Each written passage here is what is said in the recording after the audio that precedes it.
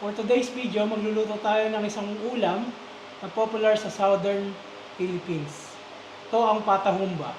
Isang sweet, savory, at patty na ulam na bagay sa ulam at kanin.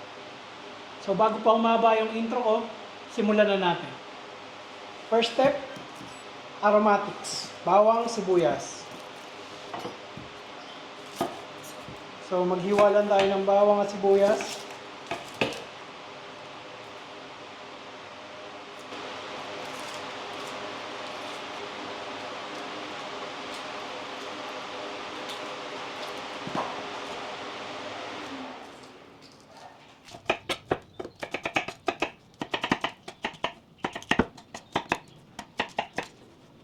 So roughly chop lang siya, hindi mo naman kailangan pinuhin kasi maluluto din naman siya. Next is bawang. So, pero alam niyo na to, madalas naman kayo maghiwa ng bawang. Yan, tapos rough chop lang siya.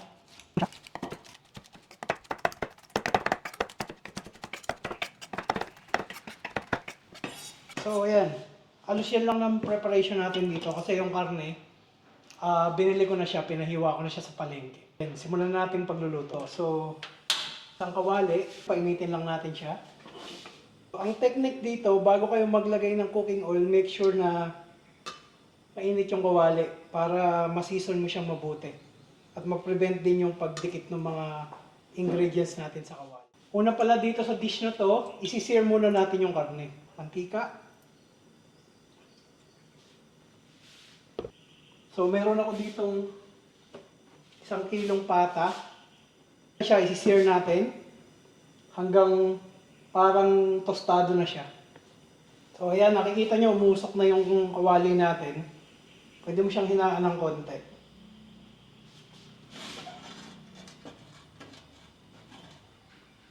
So, simulan natin pag-sear.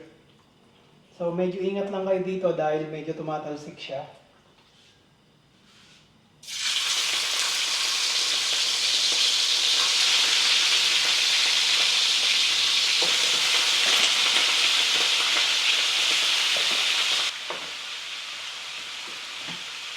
So at this point, wala tayong ilalagay na kahit ano. Bali yung mantika lang, tsaka yung karne.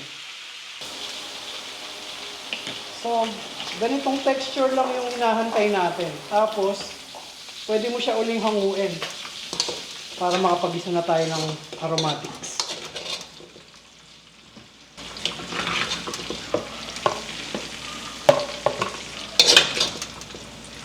So, set aside lang natin yung karne. Nakikita nyo yung mga tosta-tosta na yan.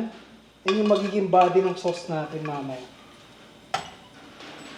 So, dito na rin tayo magigisa. Medyo kulang yung mantika, dagdagan natin ng konti. Nasa smoking point na uli yung mantika natin. Pwede nating magisa. Dahil Pilipino tayo, ganun tayo magisa. Kain natin yung bawang.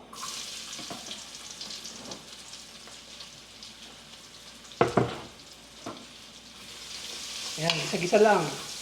So, pag medyo light brown na siya ng konti, pwede mo na natin isunod yung sibuyas.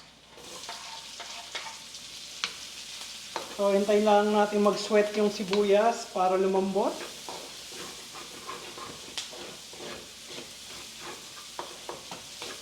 So, habang nagigisa tayo, pwede nating lagyan ng toyo.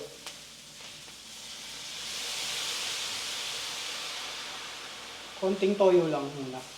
So, ang isang technique is pag nagsisison kayo ng pagkain, sa umpisa dapat medyo less lang yung ilagay mo, pero madali namang mag-adjust sa dulo eh. Rather than lagyan mo kagad, then umalat, mas mahirap mag-adjust. So, nilagay ko yung toyo kasi makakatulong yun mag-breakdown yung sibuyas kasi yung salt content niya may natural properties para mag-breakdown ng bawang at sibuyas.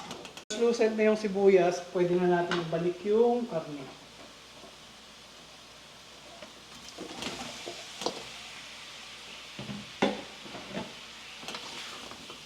Tapos, gisa-gisa lang natin.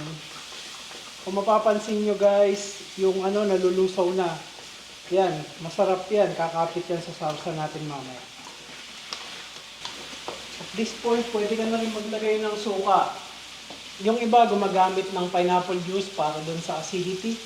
Pero wala akong pineapple juice eh, suka na lang.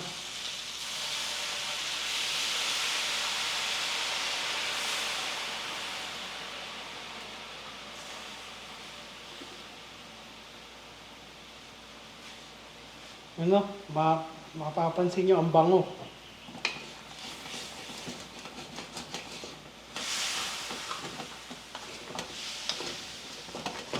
So, ang ginagawa natin ngayon, sinasangkot siya natin yung karne. So, pag-ayari nyo siyang pag-isa, ang susunod naman natin, papalambutin na natin yung karne.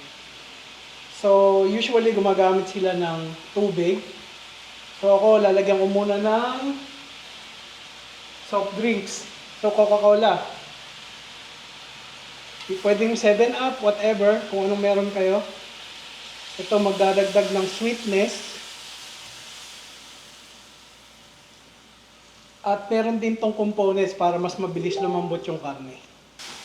So, kutkutin nyo lang yung ilalim para mawala yung mga nakadikit na tusta-tusta para sumama siya doon sa sauce. Takpan nyo lang. Siguro mga 15 to 20 minutes hanggang lumambot yung karne. Pero pag hindi pa siya malambot, depende sa nabili yung karne. Minsan kasi matanda na yung baboy. Siyempre, pag matanda na, makunat na. Medyo matatagalan ng konti. Pwede kayong magdagdag ng konting tubig habang pinapalambot siya. So, balikan natin to. So, makalipas ang 30 minutes, ayan, medyo malambot na yung karne natin. Tingnan natin. Ayan, medyo gelatin na yung mga parts niya. So, yun yung masarap doon.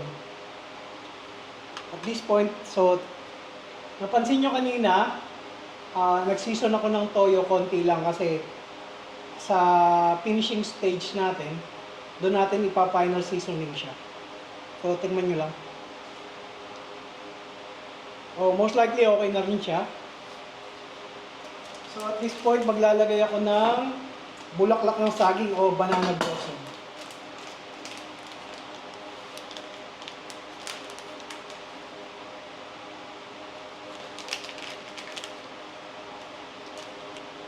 Lalagay ko na rin yung black beans o tausi. Salted siya, kaya medyo control lang tayo. Yung sa akin, hinugasan ko pa siya ng tubig para hindi siya umalat ng masyado.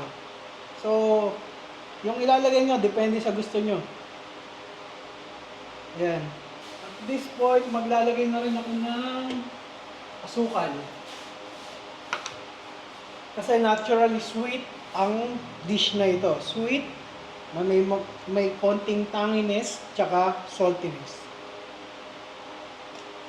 Bigay lang tayo mga 2 kutsara. Hintayin lang natin siyang mag-caramelize para yung sauce natin maging malapot.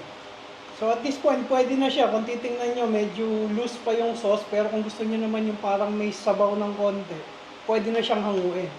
Pero since tayo, mas gusto natin yung medyo nagmamantika na saucy.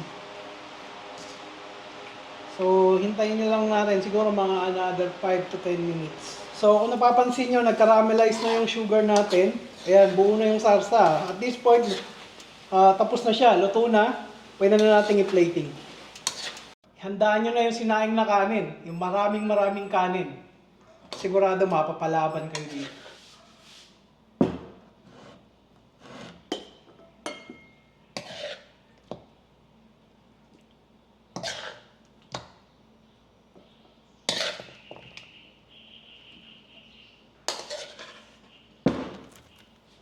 Mainit ang demonyo. So, ito na ang ating patahumba o humba ng Bisaya.